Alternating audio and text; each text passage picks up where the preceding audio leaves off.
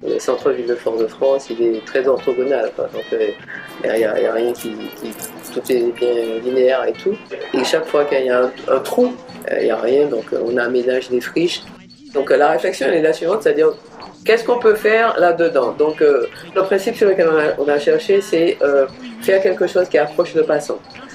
Du coup, il faut le surprendre avec effectivement des éléments qui normalement ne devraient pas être là ou alors qui sont assez forts pour lui permettre d'avoir un regard.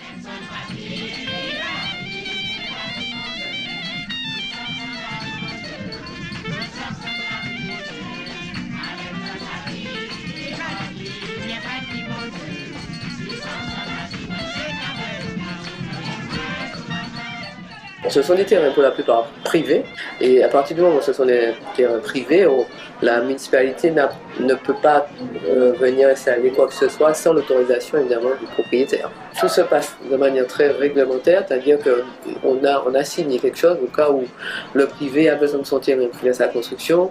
On a une quinzaine de jours pour démonter tout, pour lui remettre son terrain. Donc, tant qu'il ne fait rien, on l'occupe. Et lui, s'il veut récupérer son terrain pour une construction, on lui remet son terrain tout de suite.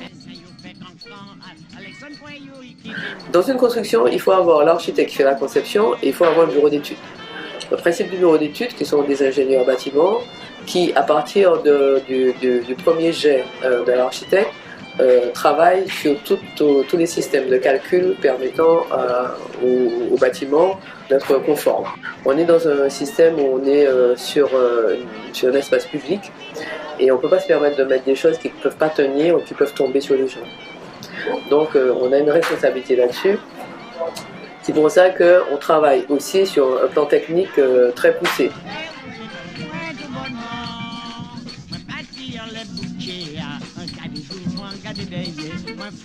On s'adresse souvent à des bureaux d'études extérieurs. Donc on leur donne le plan, ils nous font tous les calculs, ils nous font un dossier qu'on appelle le dossier de consultation entreprise.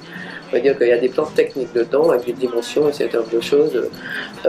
Et ça, cette consultation-là se fait en extérieur pour que des entreprises privées répondent.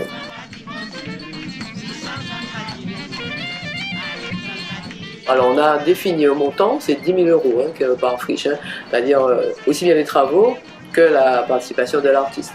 Et après, une fois qu'on a fait le cadre de l'affaire, il y a une expression qui est donnée surtout par les artistes qui viennent travailler.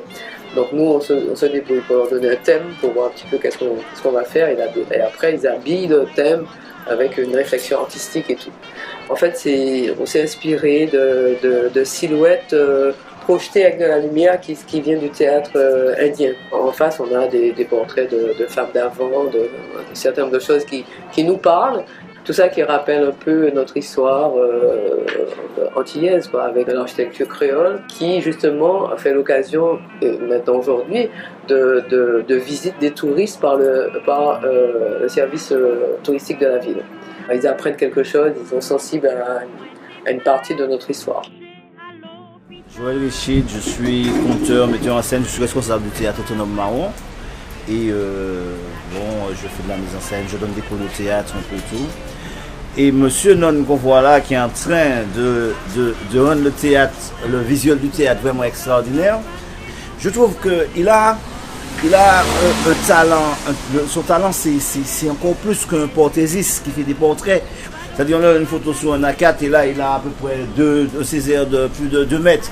Donc ses doigts doivent être plus légers qu'une plume d'oiseau. C'est un garçon vraiment, tous les jours quand je regarde son travail, je me dis non mais c'est trop fort, c'est pas possible. Et puis c'est cette passion là, l'amour qu'il met dans ce qu'il fait.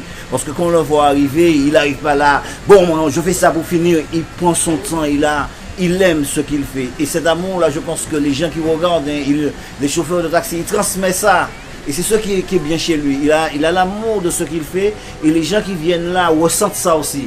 Parce que même quelqu'un qui n'a pas vu travailler, quand il arrive là, regarder, vous l'avez ça, un message à faire. C'est ça qui est bien dans son travail.